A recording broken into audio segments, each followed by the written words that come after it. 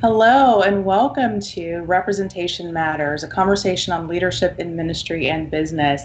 I am so honored and delighted to have our two wonderful panelists here with us today, Reverend Neichelle Guidry, Dean of Sisters Chapel at Spelman College, and Reverend Olivia Cloud, who's our senior editor at R.H. Boyd Publishing Corporation and an accomplished author as well. So with that, I have asked for Reverend Cloud to open us up with a word of prayer. Okay, thank you, Ms. Boyd. Let us pray. Father, we just thank you for this time together. We thank you for the gift of technology that allows us to share, though we are in different spaces and places. We just thank you for the opportunity to have this conversation about who we are as women and how we fit into your created world.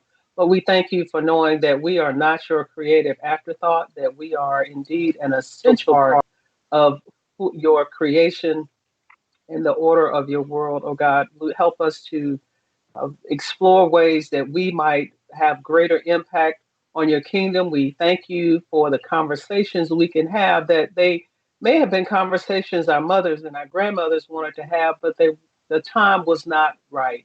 Let us recognize the time right now, Lord, and how we may contribute to it and improve upon it for future generations as well. We pray this in Jesus' name. Amen.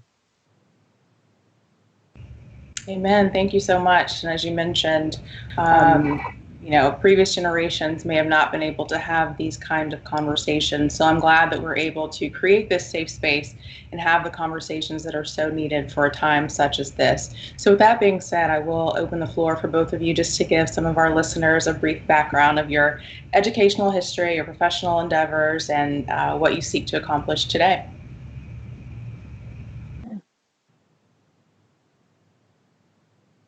I'll go ahead and start. And Yes. Olivia Cloud. I am a graduate of the University of Kentucky, a journalism degree. I have a master's in religious education from the Southern Baptist Theological Seminary, which in this current climate is even more interesting because I let people know the Southern I attended is not the Southern that it is today.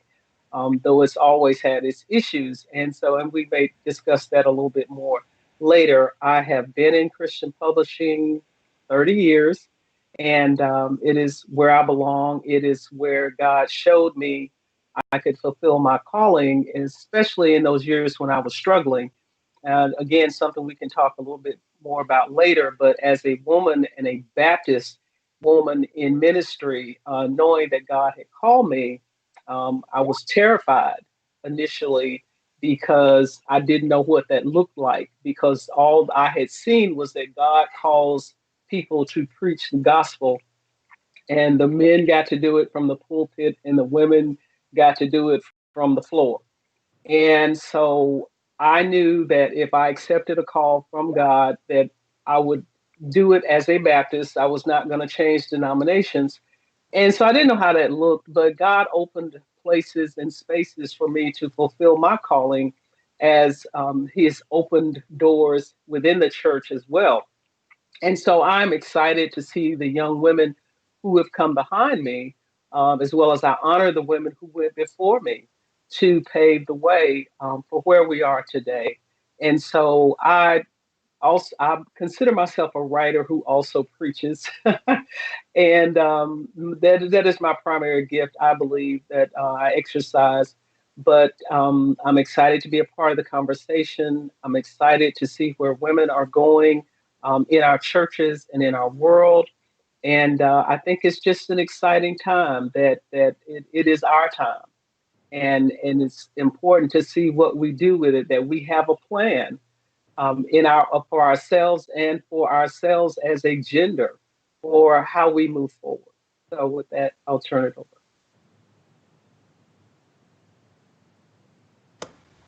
That was amazing.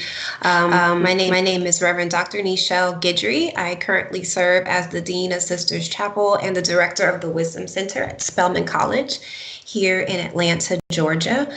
I'm a graduate of Clark Atlanta University, 2007, where I completed a BA in Mass Communications and Religious Studies. I went right into divinity school at Yale University, Master's of Divinity, 2010.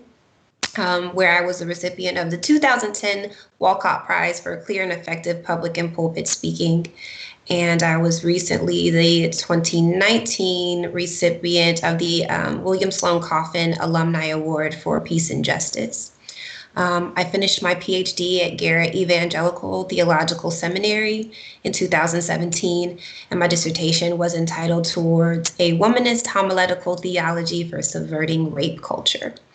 So my work has to do with Black women, our lived experiences, our collective and individual efforts to survive and also to thrive, how our faith, how our spirituality, in particular, how our place and our participation in the Black church has assisted us and sometimes not assisted us in that fight for survival. So I'm really proud now to be able to bring that background to Spelman College, which, as you as an alum, LaDonna, and some of the viewers today may know, is the #1 HBCU in the country. And we educate strong Black women who make a choice to change the world. And in 2012, I started a blog that turned into a professional development organization called She Preaches. And She Preaches strives to provide empowerment to Black millennial women in ministry through, let me remember my 3 thrusts, their theological reflection, liturgical curation, and fellowship. And finally, I'm a podcaster. I have a podcast called Modern Faith, where I do public theology, where I, through a womanist, liberationist lens, I sort of reckon with the times and reckon with culture and try to bring spiritual nourishment to Black women. So that's me in a nutshell. I'm so honored to be here with you all today. Well, thank you so much. Some dynamic ladies here with us today. And for those of you that are new to the R.H. Boyd brand, to the Vision Conference, I'm LaDonna Boyd, 5th generation president CEO. The company was founded in 1896 by my great-great-grandfather. So we are proud to be one of the oldest Black-owned institutions in the country. He also founded the National Baptist Congress in 1906. So this is celebrating our 114th annual gathering of that organization, and we newly launched this Vision Conference so that we could have a targeted focus on empowerment and leadership and strategic vision. So again, thank you, ladies, and I'm certainly looking forward to the conversation that we will have today. And just to let everyone know that you can participate in the chat. If you click on the link that you are viewing now on the title, it will take you to the YouTube page. So we're actually moderating the chat on the YouTube site. So please go there if you have any questions. We'll try to get to those towards the end of the conversation today. And don't forget to share. We'd love to have as many people participate today as possible. So go ahead and share this conversation. They can join us live right now, or they can catch us later. It will be available on the site later today as well. So again, we'll go ahead and get started and jump into this powerful conversation.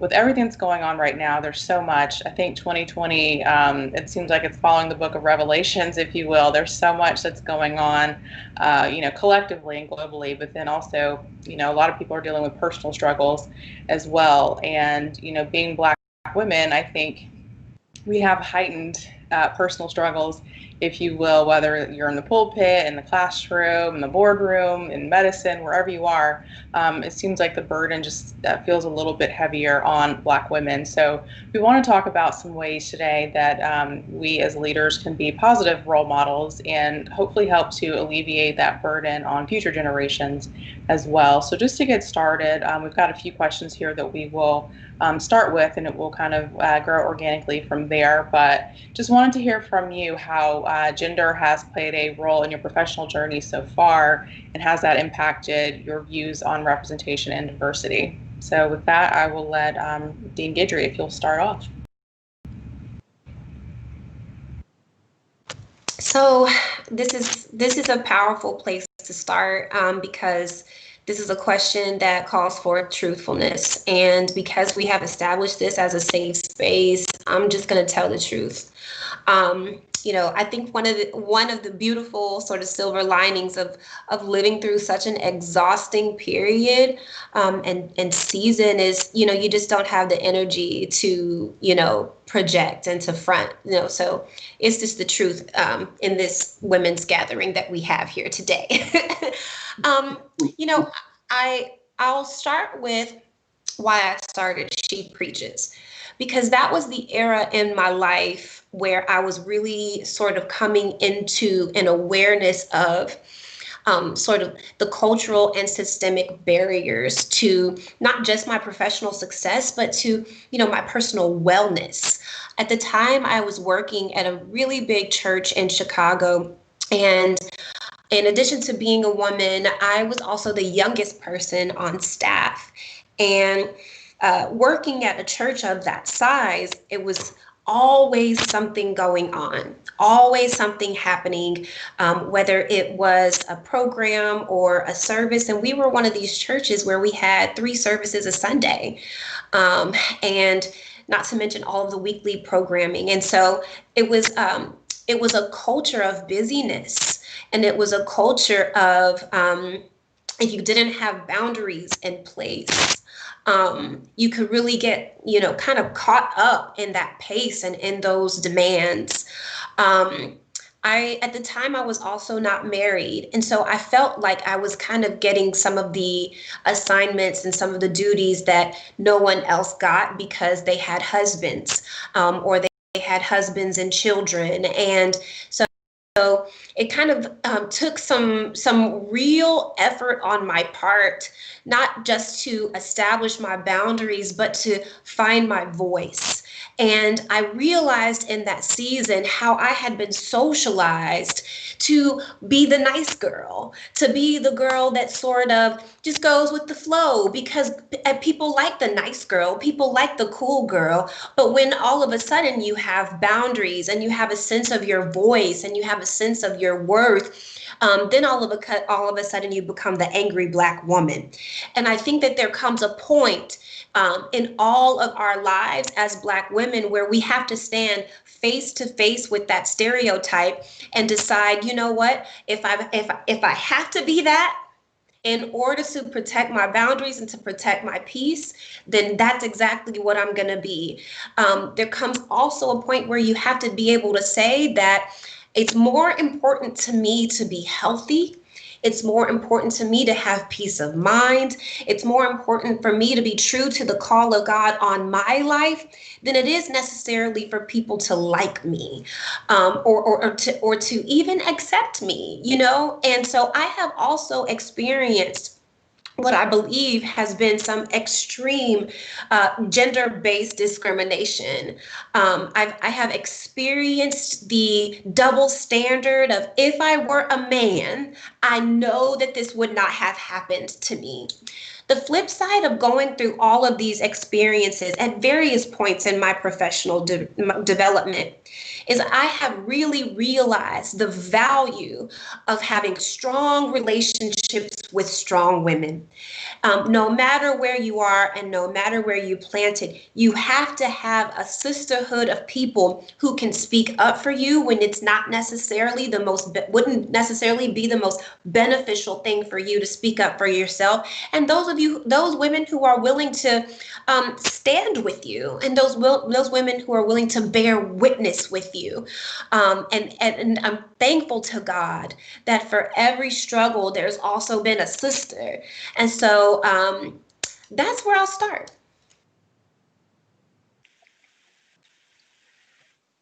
Thank you, Dr. Guidry, for sharing that. And you brought up some very powerful kind of triggered some things in my mind. But I know that being a woman in ministry and having worked in Christian publishing, so if you would, kind of a religious corporate environment, my womanness has had as much impact, if not more, than my skin color, particularly when I worked for a white evangelical organization. It was interesting because they knew they were racist. And so they would kind of be on guard to not be so racist. but they felt like it was their God-given biblical right to be sexist. And so a lot of the things, because there had been no enlightenment, is uh, they had been formed 100 or more than 100 years before that on the right to own slaves. And so they had since come beyond that, as again, as I say, to recognize their racism, or at least to acknowledge that it existed. But the sexism was just really difficult to deal with. And I remember a lot of times telling myself, I'm okay. And I didn't even know I was telling myself I'm okay. And the interesting thing that happened, I had a physician at the time who was an older white man, and he even had, I remember seeing these, some kind of Confederate carved doorknobs on his doors. And, knowing he's of a certain generation, it's okay. I'm like that, it is what it is. But I remember going to him because I had dropped a glass, and, I'm 31, 32 years old. And I'm like, why am I dropping this? So he did some tests and everything. And he sat down and he said, Olivia, he said, I want you to go back over there, talking about to my job. He said, and you tell yourself that you're just as good as anybody else that's there. And when he said that to me, because he knew them, he knew exactly who and how they were, I started crying because he touched something that I didn't even know was in me. And that was that every day I was having to tell myself, I'm okay. When people who did not even have my credentials were questioning my knowledge of things. And that goes even further into the church. When you were saying, Dr. Guidry, would I have to deal with this if I were a man? I remember very well one time I preached at my dad's church, and I was preaching on the Magnificat, and I asked, because of where I was going in the text, I wanted it the scripture read, because they would read the sermonic text prior to. I wanted the scripture from a more contemporary translation. So the guy, one of the other associate ministers who was reading the scripture, I said, I'd like this read out of NIV something. And so he says, well, what's wrong with the King James? I said, there's nothing wrong with it. I just, where I'm going in the sermon, I would like to have a more contemporary translation. So then he says, well, that's the original Bible. And I'm like, that is not the original Bible. But the book, what hit me at that moment was he would not be standing here arguing with a male preacher about what translation to read. Now, this man is not seminary trained. I am, but he's arguing with me about whether or not we can read a contemporary translation for my sermon. And so, I finally said something that ended the conversation, and my dad saw it was getting ready to get ugly. So he's like, well, I think we all need to go, going out the pulpit. But just those things that you realize that he wouldn't be arguing with a man if I would do. This is like one day I went to buy a truck, and I told the salesman I wanted 4-wheel drive. He says, well, why do you want 4-wheel drive? And I'm thinking, you wouldn't ask a man why he wants 4-wheel drive. You would just say, I've got one or I don't, And so many times we end up doing these things. And several of the positions I had when I worked at the predominantly white organization, when I worked at Black organizations, I've been the first female to hold that position. When I came to RH Boyd the first round, I was the first woman to be the senior editor. And I got that position, earned that position, actually came in with a different position. But with Miss Boyd's father, I had earned his respect, and he knew that I was capable of doing the job. And so that made it a lot easier, but I still had difficulties on the other end. And what I was going to say is one of the interesting things is within the church context and even in the corporate context, as a man, when I was managing people, I had more difficulty from the women having issue with my authority as a woman than I did the men. There were times with the men, they'd have issues, but I found that men, once they get over it, they're over it. the women, because of the way we've been acculturated, they might smile and pretend that, oh, they're okay and I'm with you. And then you realize it's like, why am I bleeding? Because I've been stabbed in the back by somebody I thought was in my corner. So that's one of the things I tell young women sometimes going into ministry, especially in the church, especially in a traditional Baptist church. It may not be the men that give you the hardest time. It may be the women who've not accepted their own power, our right, our authority, our God-given right to be in this place and in this space of leadership.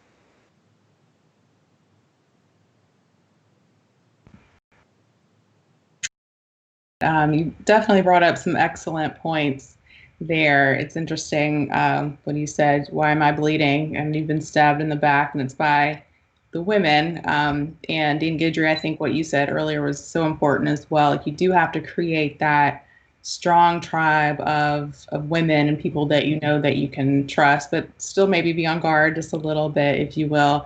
And I'll say, just for me and my experience, it's been a little bit different, if you will, being in a family entity. So I don't know if my gender didn't necessarily play a role in that. Of course, with my father, he felt that I was highly qualified and capable of doing the job, and the board did as well. So that wasn't an issue per se. But what's interesting is that I got a lot of questions from people outside the organization, like, well, how will the pastors respond to you? I said, I don't know, and I don't care. Like, I'm not going to hide myself, if you will, or have our organization impacted by people in other positions that have misogynistic views. Like, that's not going to impact how we run our business. And and I think people kind of looked at me like, oh, like you're not going to do X, Y, or Z. And I said, no, we're going to move forward and build this organization to be the biggest and strongest that it can be.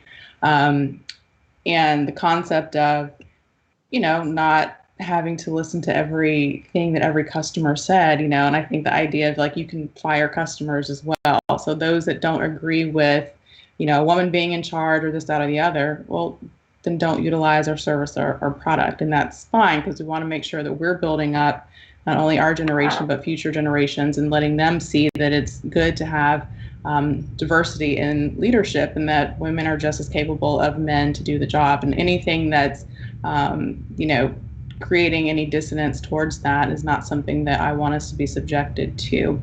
One thing that I will say, or ask rather, Dean Guidry, if you can tell us more about the Wisdom Center. And I'm asking that because for me, Spelman was such a safe place, and it really molded a lot of my thoughts and views on the world. And it creates a space of empowerment, so that that timidity that often we can feel was kind of eliminated in my becoming of age, if you will, because of being at Spelman. So if you can just talk a little bit more about that, that would be great.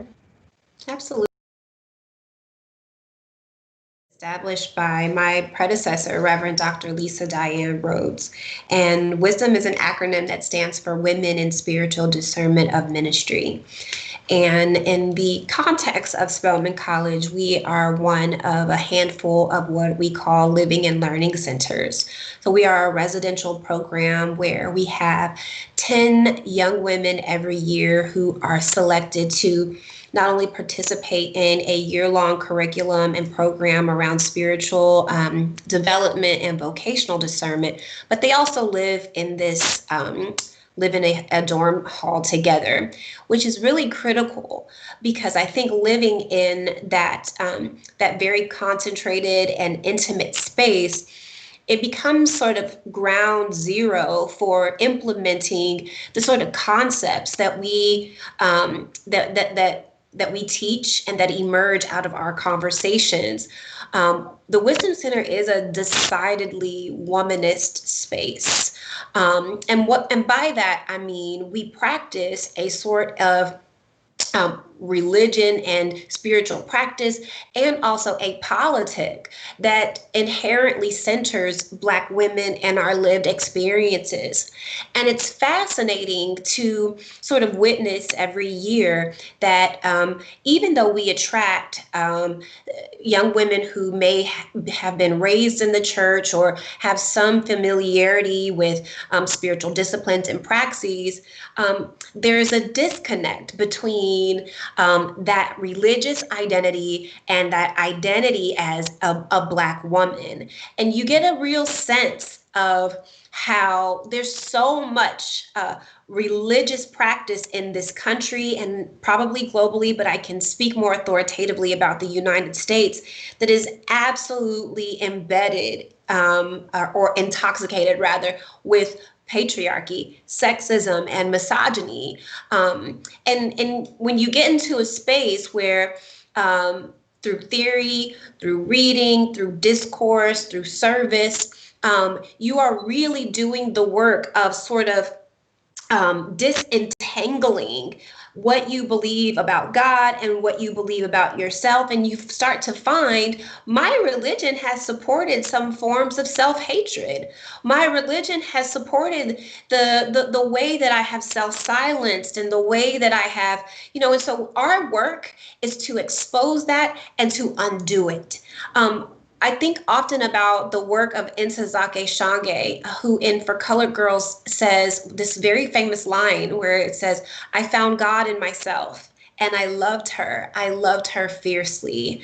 And so it speaks to a sort of reclamation of God, a reclamation of our image of God and our language of God, and seeing ourselves in that image and speaking ourselves in that language. And so when you were just talking about LaDonna, I can also fire a customer. I think what you begin to signify is this is agency. It's how we all have agency to make decisions, to empower ourselves and to show up on behalf of ourselves and not erase ourselves. And that is deeply spiritual work. When you find that you've spent so much of your life putting yourself in a corner or agreeing to be put in a corner, it takes an undoing and it takes an awakening to agency to be able to say, actually, no, I'm going to take up the space that I'm called to take up. And that is central to the work of the Wisdom Center.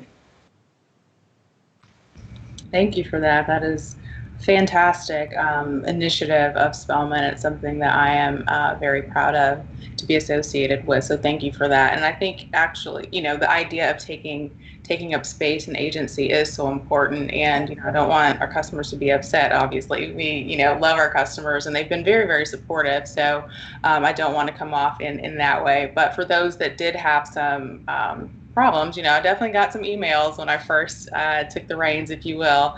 And our customer service as well. So they were like, "How do we answer this?" And I said, I'll take care of it. But again, not backing down, not being ashamed or feeling as though I'm not capable. That has never crossed my mind. I feel like we're all put in our places of power for a certain reason. Mm-hmm. So it's been very uplifting, actually. A lot of the comments, a lot of the ladies will pull me aside and just say, "Thank you so much for being here and just for representing. We never thought we would see someone in that, a woman in that position or being able to do something such as this." So, and it's mostly the older ladies, so the older generation. Like, I think they live vicariously through our generation because there's so much that we can do and that's happened in just such a short period of time, that it's freeing and it's liberating. It has its pros and cons, of course, but it's something that I think we should all be very proud of. So my next question, we can kind of weave this in just throughout, but when you think about women in the Bible, if you will, who do you feel is the most inspirational or most problematic, if you will? I know in our conversation earlier this morning that was led by Reverend Cloud, our women's devotional, we talked about Proverbs 31 and, that proverbial woman and how that can be problematic. We look to that and we say, oh, that's the ideal woman. But as you said, and Reverend Cloud jump in as well, that can be very toxic and unrealistic. to have some of those expectations, and just modern womanhood doesn't necessarily accommodate the ideals that are listed in that proverbial woman, if you will, in the church. So I'll just kind of kick off with who inspires me, and it's someone that is quite mysterious. There's only a couple verses about her in the Bible, but my favorite is Lydia, and I love it because just her idea, just the mention of her, again, it's so short, but it's so powerful. In Acts 16, Timothy, Paul, and Silas, they met Lydia, and she was converted. She was one of the first that converted to the church. But what's interesting about her is that they mention so much in such a short space, that she was a businesswoman. So she was a seller of purple dye and purple fabrics, which we associate with royalty. She was in charge. She had her own household. There was never a mention of a man or, a husband. They didn't say her husband invited them, or that she was a widow. That's always thrown in there too. It was no mention of that. So it was just her being mentioned independently as owning her own household, running her own business, being able to invite these men over for a meal and for conversation, and she was converted to Christ. So I just find that story to be quite powerful, and again, mysterious, but impactful. Well, I'll jump in and say I guess I see myself in many biblical women. I see myself in Hannah, who's wonder why certain things didn't happen, and you pray to God, and till the point that you don't care what other people think, and you just go to God and put your petition there at the altar. I see myself in Deborah, a warrior. It's like this is gonna get done. So, and I will step up to the plate as I need to. And so I like to own that part, because a lot of times we're taught not to own that as women. We're taught to be nice, and we get punished if we're not nice, or we get chastised if we're not always nice and smiling. And I remember somebody making this statement one time. They said, for a man to be aggressive, he has to be a serial killer. And all a woman has to do to be called aggressive. So the bar for what's accepted for men and women is quite different. But I see myself in Deborah as well. I see myself in Esther, using what God has given me to help others and impact others, even if it means a loss to myself or the potential for loss. I see myself in Rahab, because I haven't always been what God wanted me to be, but still God found purpose for me, and I'm still able to accomplish things for the kingdom, if you will. I see my Samaritan woman, who sometimes Jesus was right there with me, and I didn't even realize it. I realized later that I had his love and acceptance, and that he was with me until the point that I wanted to go tell other people about it. And so there are many others. So I see bits and pieces of myself with all of those women, but I guess I see the Deborah in me, because most of all, because God has given me opportunities that a lot of women don't get, and positioned me to do certain things. And so I do own that, but I own all of those parts of me that are in all those women. Yeah, I think that's fascinating, because I've seen myself also in several women in the text. The story of Deborah has always meant a lot to me, because we see this woman who is powerful. She's a judge. In the beginning of her story, the writer sort of presents her in this very powerful light. She's on the throne. She's seated under her palm. She's making decisions. Her husband is an afterthought, right? And when Barak comes to her and says, basically, I'm too afraid to go alone. Will you come with me? She says, not only will I go with you, but because of this is the choice that you've made, God's going to give the victory to a woman. And you have to continue to read the story to learn that she's not even talking about herself. She's talking about Jael, who ultimately takes the peg and drives it through the enemy's temple. And what I love so much about that story is that Deborah is so strong in her own identity and so confident in her role and in her power that she's able to give an opportunity for success to another woman, to set another woman up for success, to set another woman up to save the people. I love that story. And it's a powerful kind of dance we're doing here, Ms. Cloud, because I think one of my heroes of the text is Queen Vashti, who is deposed before Esther comes to power. And the story of why she lost the crown and lost the throne is because she did not agree to being disrespected. She did not agree to flaunting herself before her drunken husband and all of his drunk friends. And she knew that if she did that, there would be a loss of dignity and self-respect. And rather than lose those things, she chose to lose her title. She chose to lose her seat upon the throne. And in doing so, we see that she opened up a space for Esther to even come to power. And what we read in that story is that it was for such a time as that time that she rose to that power.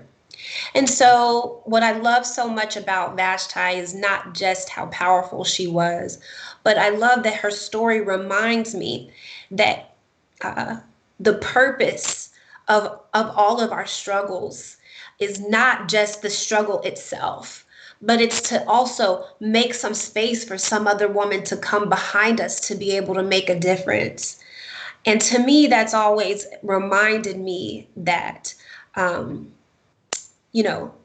to check my ego at the door and to be sure that in whatever I'm doing, I'm making some space for somebody else. I'm setting somebody else up to be able to actualize the call upon their life. I've also been inspired by Miriam, who is Moses' sister, who says that when the people were liberated, she led them out with a tambourine and a song. And I just love the image of that woman leading what could have possibly been this mighty nation exodusing out of slavery and leading them out in song and praise and in worship for what God has done. And it kind of just calls me back to remembering the power and the softness of song and music and arts and embodiment and worship, and how the Spirit can move in concert with all of our uprising and all of our anger to actually finish the job and take us into freedom. Thank you. Thank you. That is quite powerful. And I think we have to also mention what I consider to be the yin and the yang, if you will, Mary and Martha. I've always found that story to be so interesting, and I'm always asking myself, which one am I? I'm often Martha, if you will, the worker bee, or the one that's distracted by the responsibilities that are right in front of me. However, having that spirit of Mary, being able to take in the moment when she was sitting at the feet of Jesus, so important. So I'm always battling that in my head, but I think both are very important.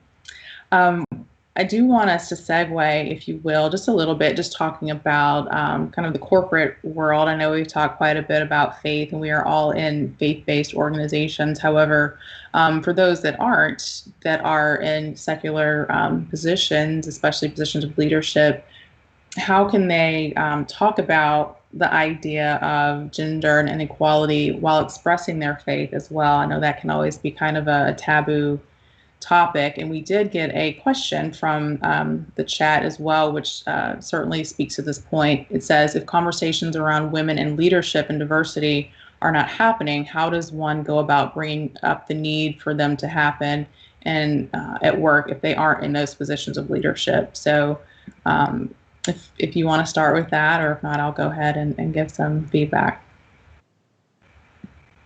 Well, I'll just say that sometimes we have to be willing to have uncomfortable conversations.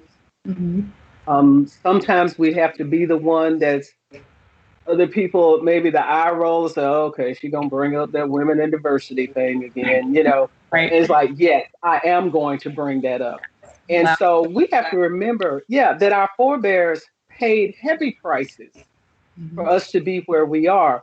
I think about Rosa Parks and her husband had to leave the South because she couldn't find a job. And even though she was qualified and college educated, the only job she could find there was being a seamstress. But they paid heavy prices. They gave up a lot. And so sometimes, we get good jobs, we get the six-figure salary or whatever, and it's like, I don't want to do nothing to mess that up. So I'm Right. just gonna sit here and act like don't see what I see and don't hear what I hear, and that everything is okay. But we have to be willing to put ourselves out there, and Mhm. like I said, to bring it up, to find ways. And that's not always to say you have to be the thorn in somebody's flesh, but there are ways to do that. I don't know if you remember the Delaney sisters, that story, that the book about them having our say. And one sister was feisty, and the other sister was more laid back. Both of them did, they made inroads, but the way they went about it, they had their own way of doing things. And so nobody has to be somebody they're not, but we can still find ways to make it an essential part of the conversation. Um, at times when I heard people say, well, it's when I talk to white friends who say, well, I taught my child not to see color. And I'll say that offends me Mhm. because I am a black woman, and I'm proud to be so. And so the same thing about womanhood. I've seen some of my fellow clergy women try to act like the guys, to be accepted. And it's like, no, I'm a woman. And so I think some of us just have to be willing to put our neck out a little bit more to have those conversations, even though they make other people uncomfortable. I was just looking at a statistic yesterday that said when Martin Luther King was assassinated, he had a 75% disapproval rating. And so his conversations, people weren't happy about them. We did now, but it was hard then. And so we have to be willing to do some hard things to make change come about. I think that's absolutely right. And I think, especially in times like this, where the truth can often be very polarizing and be very uncomfortable. I think we have to kind of make a decision. Do I want to live with the discomfort that comes from the freedom of saying what's true, or do I want to live with the discomfort of being silenced? It's going to have to be one or the other. And when I think about navigating secular, if you will, spaces, I think often about something that my grandmother and my mother have taught me, and it has to do with how you live.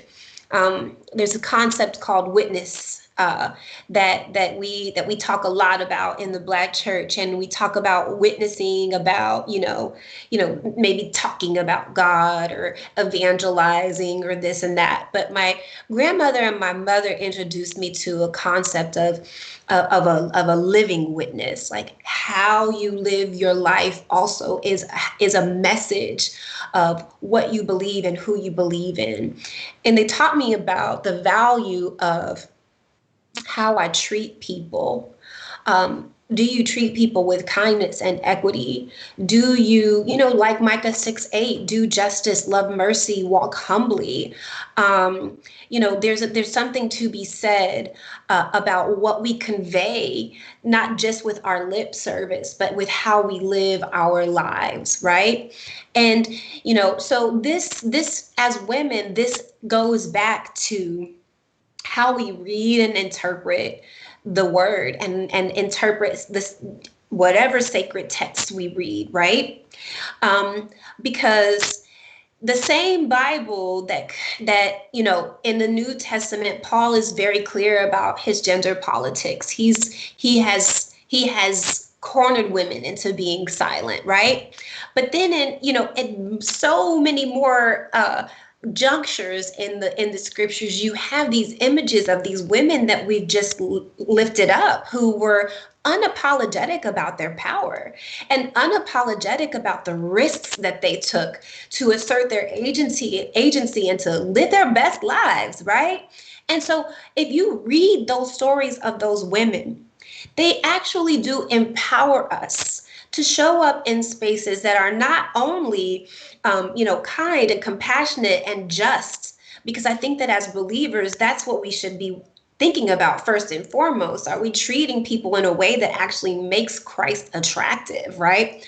But if you read those in empowering ways, they also give us permission to be powerful, in all the different ways that it's necessary to be powerful. And so I often, again, I circle back to what womanism permits us to do, when patriarchy would tell us never to do that. It's a shift in interpretation, but more importantly, it's a shift in living. It's a shift in our witness.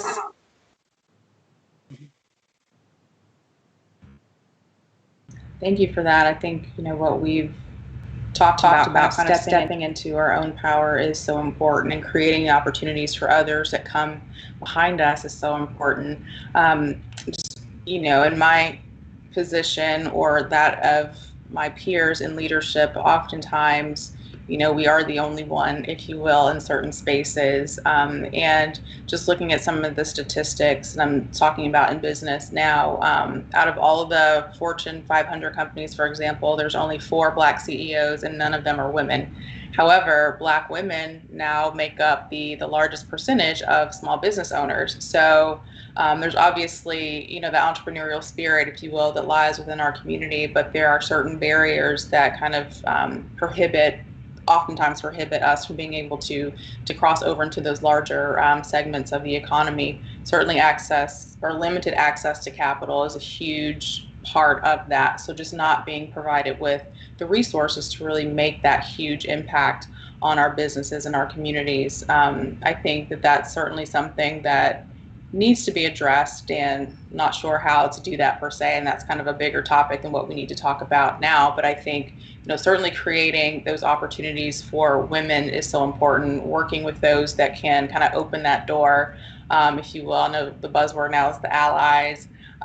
So we certainly need to talk about the role of allies and the success of Black women.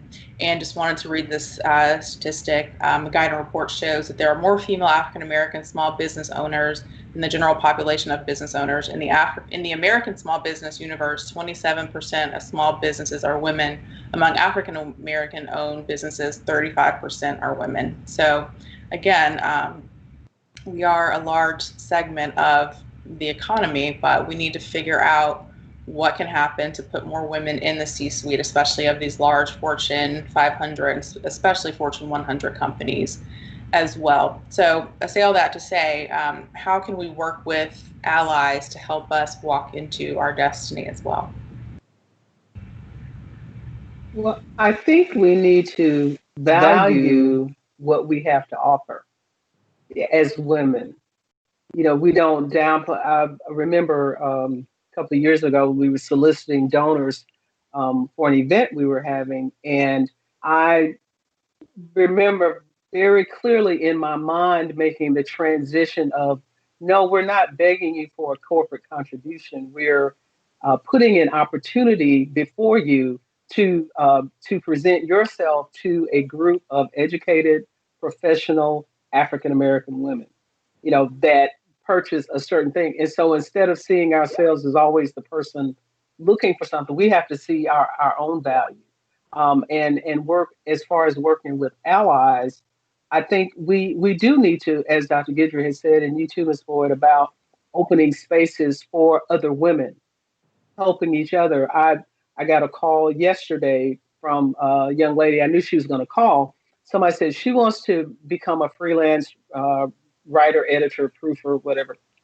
Can you talk to her to help her out? And so we spent a good bit of time, and I talked about the professional side. I talked about the personal side. But, how many people won't take the time to share what they've learned? To say, I don't have time to talk to anybody, or I'm not going to tell you what it took me 30 years to learn, blah, blah, blah. And I mean, there are people who think that way, but we have to be willing to bring somebody else along, to open the tent, to make the space bigger for more women, because sometimes we get into this thing of, I'm afraid to open up and let more women in because I got in and I don't want to, mess up things or something. I mean, it's real twisted thinking, but we just got to open up more spaces. Just like somebody helped open up a space for me, I want to open up a space for other women and find men who are willing to join us in the struggle. Because I remember, again, when I was at another publishing company, and I was having issues with gender discrimination, and because I was being asked to file papers and do all this stuff. And I said, the problem, so, and they were trying to say, well, it's not a problem. I said, no, it's a problem because my male counterparts are not being asked to do these things. I'm being asked to do them. So they were trying to isolate me from that. And what I told them, I said, no, my coworkers, my male coworkers are not comfortable with what I'm going through either. So they are aligned with me in this struggle. So they could have said, doesn't have anything to do with me. I'm not for you. I'm not going to help push. I'm not going to, give a testimony if I need to or whatever. But we have to find men and women who are willing to lock arms and talk about the hard things and move forward and take some risks to make things better. I think along that line, I think that in addition to the sort of personal ways that people can ally with Black women, I think we're at a critical juncture where if people want to ally with Black women, it would behoove them to utilize their privilege to create cultures that are safe for Black women, to create environments that are less toxic and combative to Black women. We are really in a point where it's not enough just for allies to attach themselves to individuals, to be able to identify high performing, high potential individuals. We're really in a season where if you identify a high potential, high performing individual, would you really want to bring them into a broken, toxic, misogynist, white supremacist environment? Would you really want to bring them into a culture that diminishes their humanity? Would you really want to bring them into an environment where they're not really able to function at their best because they're constantly trying to insist upon their worth and their value and their place at that table?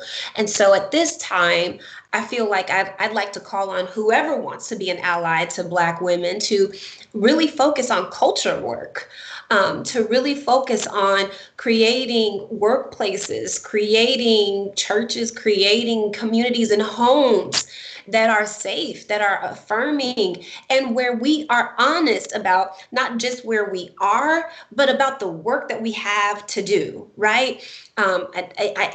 It just will never not bother me when people don't want to acknowledge the elephants in the room, and we're in a moment right now where if you have not yet seen how your company, your C-suite, your senior leadership, your whatever has been complicit in an environment where a Black woman could be sleeping in her bed and killed by the police and no one's been called to account. If you don't see your place in creating that kind of environment, I'm calling you to see it. And then I'm calling you to make a change. And that's the work of allies. Really. I 100% agree with you. And it certainly would behoove organizations to focus on diversity, not just because of the social impact and just doing what's good and what's right, but obviously there's an economic impact. Another stat here, a Boston Consulting Group study found that companies with more diverse management teams had a 19% higher revenue due to innovation. And this finding was significant for tech companies, startups, and industries where innovation is the key to growth. And that came from weforum.org. And then another thing I saw also with Guidant There's a stat about average revenue, again, going back to just the idea of small businesses, but African American businesses owned by women in the report showed an average of $24,000 per firm versus $142,000 among women-owned businesses. So there is a huge gap between, minority and majority group in the study. And it's just, there's obviously an economic impact on both sides. Obviously, in my opinion, economic disparity is one of the biggest problems that the Black community has to overcome. And that's a whole nother rabbit hole that we don't necessarily have to go down here, but organizations as a whole are missing out on boosting revenue by lack of innovation, lack of diversity, lack of reaching out into communities where they can gain different perspective, if you will, on how to run their organizations.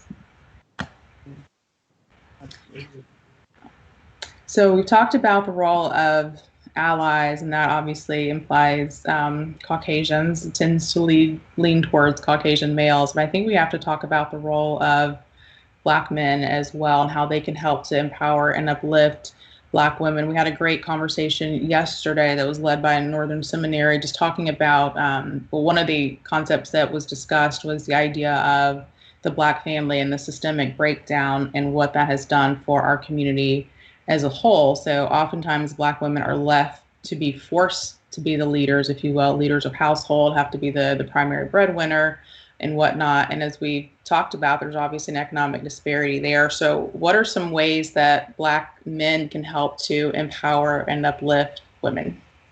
That's hard, I know. That's a long topic. Well, I think one of the things is understanding that Black men helping Black women does not hurt Black men. That we all only only do better when we join. Sometimes it bothers me that we as women, Black women, are kind of coerced or made to feel like, our only concern needs to be the Black man. And that is concerning. But what about Black women? And I know some of that has roots in slavery. I think about how Black women have had to help protect Black men from certain kinds of terror. I think about an image of, it was in one of Maya Angelou's biographical pieces, talking about how her grandmother used to have to hide her brother in a potato bin, because when the night riders and the Klan would come through just looking for a Black man to hang or to lynch, she would hide him there. And so we've done that for years and years and years. But sometimes, and I've told some of my brothers in the clergy this, when they want to say, God doesn't call a woman to preach, God doesn't do this. But these same men will turn around and criticize white people for not giving space to Black men. And I said, don't you realize you're doing the same thing to me that whites are doing to you? So why is it different? And so I think we just have to we have to stop seeing each other as being against each other. I don't hurt myself when I help you. I only empower us all when we work together. Absolutely. Absolutely, Mrs. Cloud. I think, this is an interesting time to be having this conversation, because it has been such a rough week for Black women in the news and in culture. Black women have really been suffering recently, and we have been suffering seemingly not only without the intervention of Black men, but at the hands of Black men, right? Just this week, there was a 19-year-old Black Lives Matter activist, Toyin Salal. I hope I'm saying her name right. 19-year-old beautiful Black woman who was murdered after she utilized social media to tell about her sexual assault. And a 49-year-old Black man is the primary suspect in not only her assault, but also in her killing. in addition to our 3 trans sisters who were brutalized, in addition to the young woman who was videotaped being thrown into a dumpster by a gang of Black men. And so there's a lot that I could say about this subject, and I could give a lot of men a lot of tips, but really just do better, just do better. I feel like I'm past the point of trying to articulate why Black women are worthy of the protection and the validation of Black men in the way that we have given it to Black men. I'm past that point. And I just feel like it's time for y'all to do better. In the same way that I would tell white people to go talk to white people about what books to read and what podcasts to listen to and who to follow on social media to get your anti-racist training, I'm at this point now where I'm like, brother, if you can't go pick you up some Black feminism, if you can't go pick you up some womanist theology, if you can't go listen to some, then I don't really know what to tell you. Because the burden of surviving and trying to train up a child in the way that they should go, that is tiring for Black women. And so do better. I'm sorry. I wish I could come with something a little more theoretical, but that's really where I am today. Do better. Stop killing us. Stop hating us. Stop being scared of us on the basis of difference. Get your lives together. Mm-hmm. I agree with you 100%. As I've seen on social media this week, again, so much going on, but just that the phrase protect Black women, it's like a whole campaign that had to be launched to do what is obvious and what is right, and that is to protect Black women. I do want to read some stats and just, this can be triggering for some people, so just be mindful of that. But it's from the National Center of Violence Against Black Women, which is interesting that there even has to be a National Center of Violence Against Black Women in the first place to collect data. But anywho, just again, some of these stats, it says for every Black woman who reports rape, at least 15 do not. 1 in 4 Black girls will be sexually abused before the age of 18. 1 in 5 Black women are survivors of rape. 40 to 60% of Black women report being subjected to coercive sexual contact by 18, and 40% of sex trafficking survivors in the U.S. are Black. And again, it's devastating to read those statistics, and you never know who has been impacted and who can be triggered by this type of information. It can be, your best friend, your family member, your colleague, your classmate. You just never know. It's so close to home. And with us being in Nashville and Atlanta, those are 2 of the hottest spots for sex trafficking right now. So again, just protect all women, but certainly protect Black women, because it seems as though we are impacted at such a high rate. And what's also very alarming is the sexual contact by age 18. So these are minors being raped and abused. And, with Black family culture, like, don't tell anyone, like, it's a secret, or, oh, that's my uncle. Like that's not your uncle. It's just all kind of things that are so toxic and negative.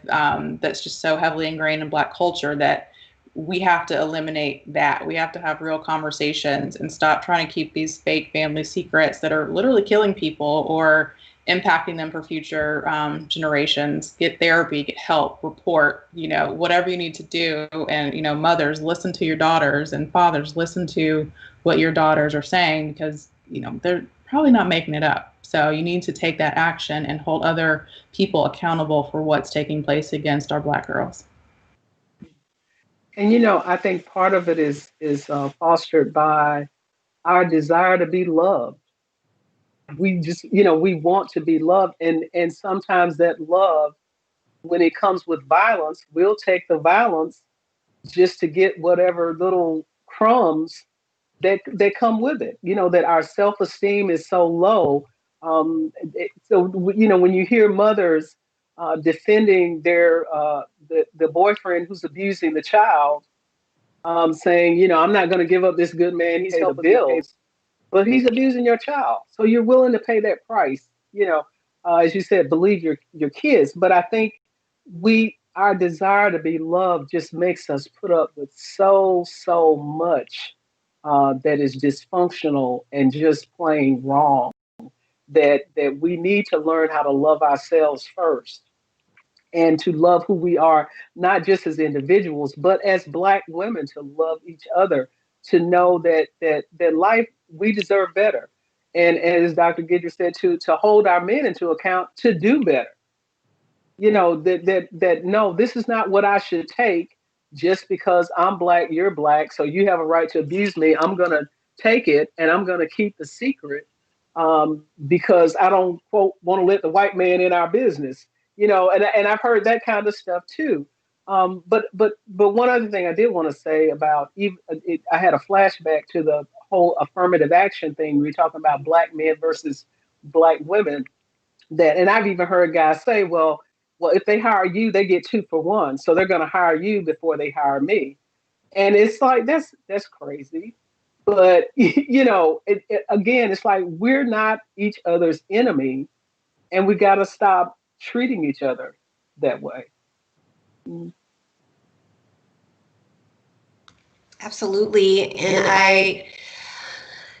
I think as long as we're talking about these statistics, I think it's important for us to lift up that, these acts of violence do not come from out of nowhere, right? They emerge within a culture of rape and a culture of sexualized violence, a culture where, because of the affinity for maleness and patriarchal power structures and the diminishment of women across culture. And this is in our music, this is in movies, this is in literature, this is in our conversation, this is in our, in our companies, in our schools, in our churches. We are at various points in our culture and in our daily lives, given the green light to talk down about and to women, to be disrespectful to women, to undervalue women. And of course, in a context where we've all been permitted to be disrespectful to women, there is more tolerance for violence towards women, right? And so this is why part of how we can all ally with, as Black women, ally with each other, but as those who are not Black women, how you can ally with us is you can call out you can call out the instances that you experience daily. I mean, whenever you hear someone drop the B word in regards to a Black woman, call that out. Call it out when there's a dominant image of a Black woman as being emasculating or being the welfare queen, these sort of stereotypes and tropes that somehow make it okay to dehumanize Black women. Call it out. And people don't, yesterday it was announced that Aunt Jemima is going to be removed from that brand, and there's going to be a new image and a new name to where she used to be. And a lot of people don't understand the magnitude of that kind of a decision, right? Because these sort of images reinforce the idea, for example, in the case of Aunt Jemima, the mammification of Black women, the idea that no matter what Black woman it is, I need you to nurture me. I need you to coddle me. I need you to have forbearance with my childishness, right? When that image is dismantled, we are all given an opportunity to reassert a new image of, no, I'm not your mother, and you will respect me. And so it's an opportunity, but it's culture work, once again, to be able to, at every level, begin to say that Black women deserve better. They deserve better. We deserve better. Amen to that. We certainly deserve better, and we have to make sure that we're giving ourselves better as well. Self-care and making sure that we are doing the things that are necessary for ourselves and for our families first, and then taking on the world second. I will wrap with just one final speaking point, and this is, what would you say to inspire future generations of young Black women, and how do you encourage them to find their tribe? I know we opened up the conversation with the importance of finding that close female group. So how do you encourage young women to do that? I would say, I talked this morning about having a safe space, about safe spaces. We talked about that.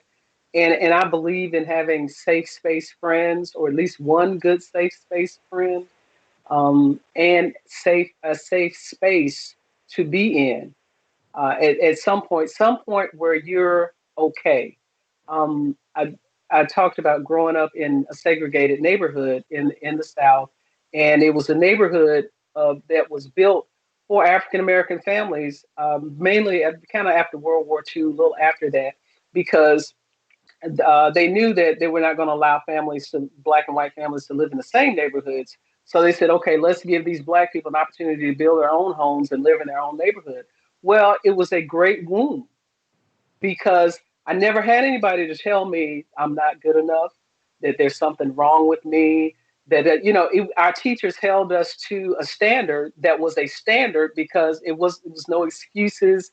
It didn't matter, if your daddy wasn't at home, it didn't matter. You were still held to a standard of excellence. It was loving, but also challenging at the same time. And so I think that was one of the greatest gifts I received, was growing up in that Black community where my teachers lived, where everybody around us lived. I mean, we knew there was prejudice, we knew there was racism, we knew there were those things. And at the same time, I also had a mother who taught me that there wasn't anything I couldn't do because I'm a woman. That when she said, what do you want to do? What do you want to be? And her mantra when I was growing up was, I want you to go to school and get your education so you never have to ask a man for anything.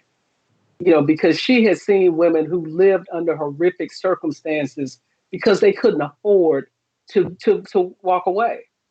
And so that was her dream that she worked toward, to make sure her daughters were college educated so that we could be self-sufficient. And we all are. So, and I say that to women as well. My sister teaches school, and she works with a lot of younger women. And she said, listen, buy your own house. Stop waiting until talking about, I'm going to wait till I get married. She says, I've been married 3 times, and the only house I ever had was the ones I bought for myself. Okay. So, I mean, just keeping it real. And so, sometimes we have to give up some of these fantasies to be real and take care of ourselves, and do what we need to do by us. I mean, if love happens, that's great. If the wonderful lasting relationship happens, that's great. But we also need to be prepared to take care of ourselves in case those things don't happen, because they don't happen for everybody or in the ways that we think. But to young women, I say one of the, because I've had to train myself to understand this, and that is, I am enough. That who I am as I am is enough. I don't have to be like so and so, because everything we see tells us you're not enough because you don't drive this kind of car, or you don't live in this neighborhood, or you don't have this label in your clothes. But that I am enough. And I think once we start doing that, we move towards self-love. And when we can love ourselves, it says, no, I love myself too much for you to treat me like that. So I'm not going to take it. Or I love myself too much to stay in this toxic environment, whether that's a corporate environment or whether that's a relational kind of environment. I was listening to Oprah's interview with Michelle Obama the other day, and she was talking about the fact that here she was, this attorney, Princeton trained attorney, and she hated being an attorney. She loved herself enough to say, yeah, I know a lot of people made sacrifices for me to get here, but this ain't it. And of course, she's found a wonderful space to fulfill her calling. But when we love ourselves, we can make those choices that are good for us, and we're not on jobs that we hate, being evil to everybody around us. But we need the money. And so there's so much rooted in self-love. And I'll say this and I'll close. I had somebody, we were talking about the passage that says, love your neighbor as yourself. And so the argument in Bible study is like, well, no, that means you love other people more than yourself. And I'm like, you can't.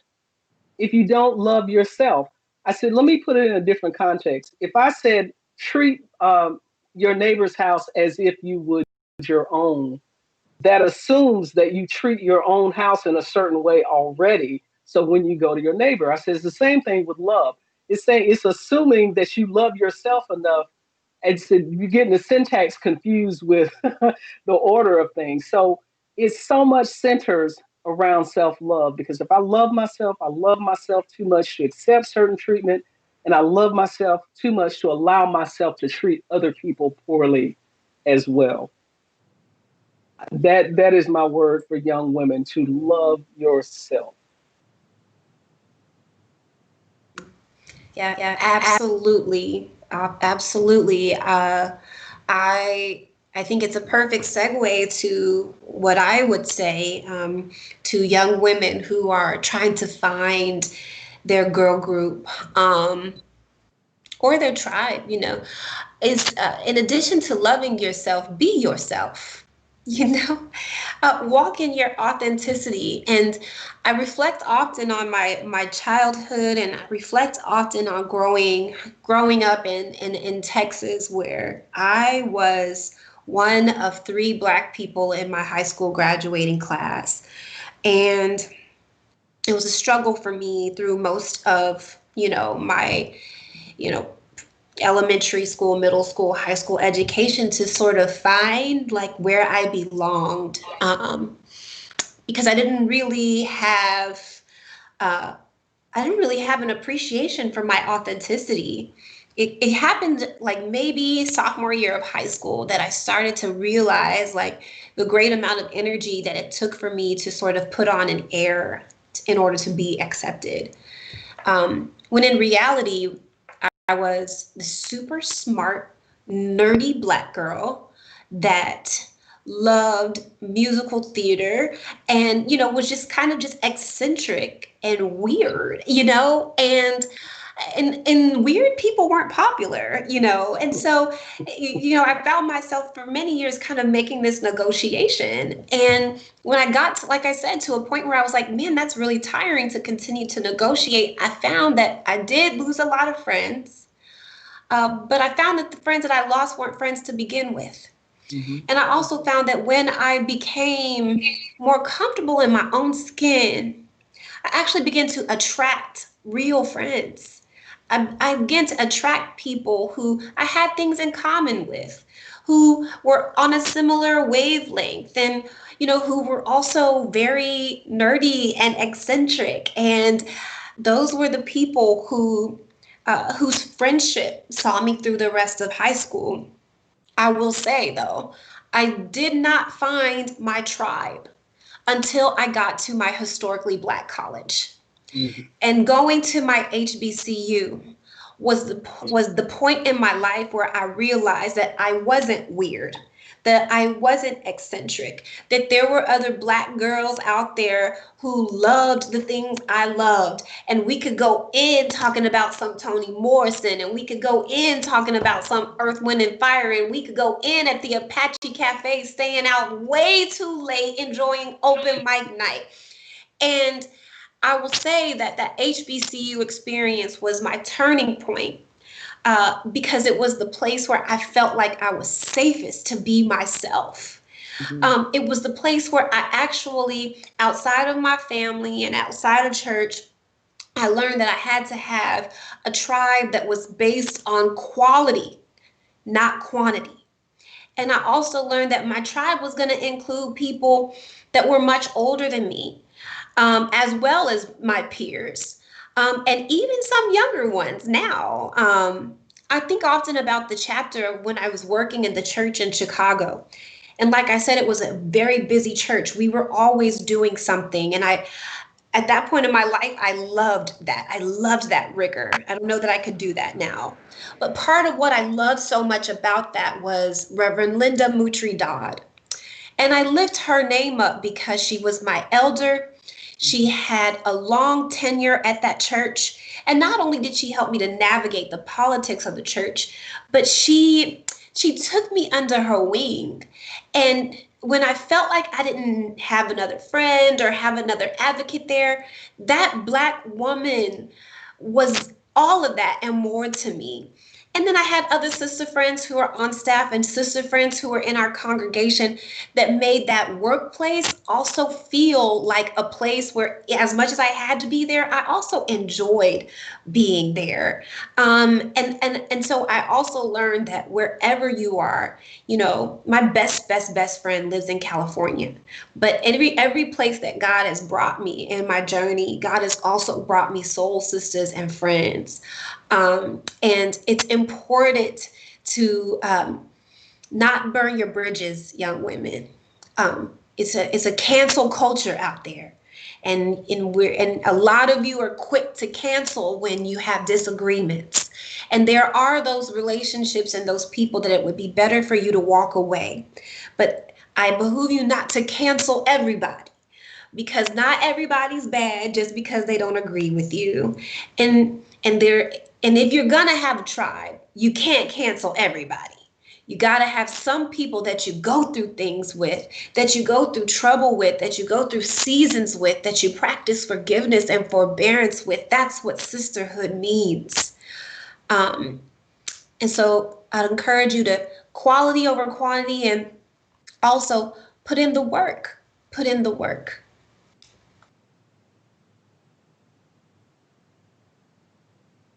Thank you for that. I would say for me, the most important time in my life, as I mentioned earlier, was my time at Spelman. I have lifelong friends that are, you know, still very close to me, and we talk frequently, see each other all the time. And, you know, it just feels like being at home when I go back to Spelman. It's always great to just be on the campus and just feel that energy, and to go to Sisters Chapel and worship there. So for me, I think that was kind of the turning point in my thoughts on what it means to be a strong Black woman. I would say also my sorority has been great. I'm a member of Alpha Kappa Alpha. I'm outnumbered because I've got 2 members of Delta Sigma Theta on with me today. But, you know, okay, all right. But, you know, it's all sisterhood, of course. But I think just being in that space has been amazing too. I still talk to my, you know, line sisters all the time. We were on a chat recently talking about our upcoming 15-year reunion, and are we going to go on a trip, or is COVID still a thing next year? So, you know, just all that, but it's still fun. Love going back to homecoming. So I think just having that experience has given me the strength and the strong foundation for life.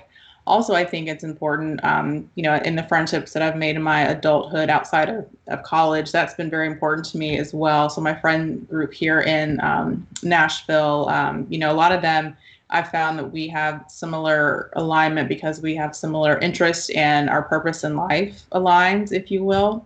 You know, lots of professional groups and advocacy groups that they run to help empower and strengthen Black women. So because of that, we've grown together. And, you know, I think they've been quite pivotal in my experience after college, just being here. And I know you mentioned earlier, Reverend Cloud, that independence is so important as well, so that you're not having to rely on somebody else for something. So I think that is a powerful message to all young women.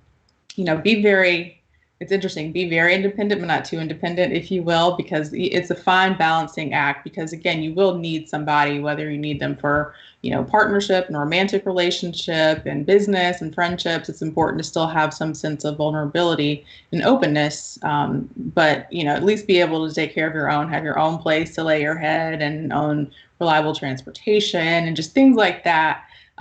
So that you're not having to do things that you wouldn't necessarily want to do to get those needs met. So again, cancel culture is huge. We've got to eliminate that. And also this whole like scammer culture as well. I don't know where that came from, that you see all over social media as well. It's total madness. But again, like, empower and uplift yourself and create your own independence so that you're not having to do that crazy stuff that we're hearing about every day.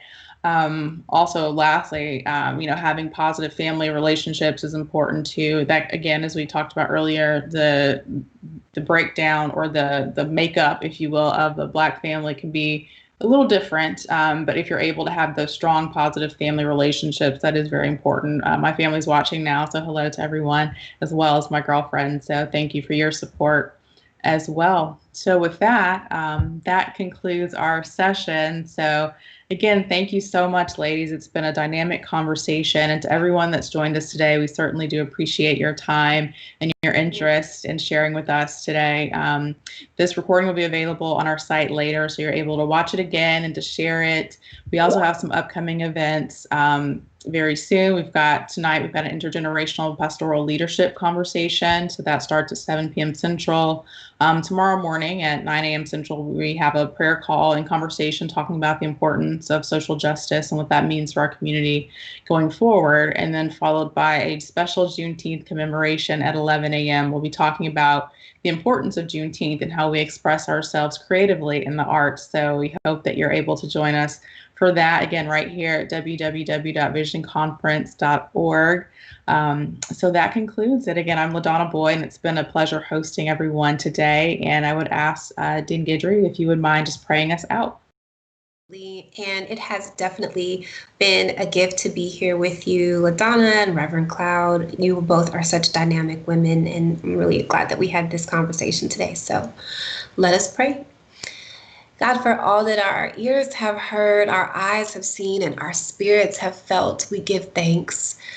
We give thanks for our lives, and we ask, God, that as we prepare to leave this place, that your hand would cover us, cover our communities, cover our loved ones, cover our families in these very trying times. God, we need you now more than we've ever needed you. We ask that we will go in your spirit of sisterhood, your spirit of leadership, and most importantly, in the spirit of dreaming and staying encouraged about what you are doing even in the midst of this time and what possibilities are emerging in our midst, God. Keep us hopeful, keep us optimistic, keep us rooted and grounded, not only in what we believe, but in the promises that you have made and are yet fulfilling. God, we give you the thanks and the honor and the praise. It's in the name of Jesus that we offer this prayer, and in the name of everything holy. Amen. Amen. Thank you. We will talk soon. Take care. Yes. Hello, I'm LaDonna Boyd, 5th generation President CEO of R.H. Boyd Publishing Corporation. This company was founded in 1896 by my great-great-grandfather, Dr. Richard Henry Boyd, and since then we've carried on the legacy of telling the narrative of the African American experience. Our family of companies focuses on producing and providing the highest quality of Christian, inspirational, historic, educational, and cultural literature, merchandise, and services. We want to focus on telling the narrative of the African American experience, and we want to challenge our listeners and our readers to make sure that they're asking the hard questions. So what is their relationship with faith? How do they take their faith into their daily lives? What does that look like in your career, in your education, in your cultural surroundings, in your relationship with your family and friends? And what can R.H. Boyd do to, again, further the issues that impact our community? My great-great-grandfather, Richard Henry Boyd, was born enslaved in Mississippi in 1843. After he gained his freedom, he was able to learn how to read and write, and he was able to pursue his dream of giving people the opportunity to have their own voices heard. He founded our company to give a voice to the voiceless. He wanted to provide newly freed African Americans with the opportunity to have their own voices heard and to tell their own stories in the context of faith. And that's something that we continue to pursue to this day. Through our family of companies, we provide curriculum titles for all ages, music resources including our best-selling hymnal, author services through R.H. Boyd Publishing Corporation as well as Torchbearer Press. We also provide commercial printing opportunities, and our Vision Conference is a leading event that focuses on Christian education, civic engagement, scholarship competitions, women's ministry, and a lineup of internationally known speakers and entertainers. More than 100 years later, we still take great pride in being storytellers, and we want to encourage our community to be modern-day griots and find value in their own stories. We also want to encourage conversations as well as having clear and strategic vision by providing useful resources.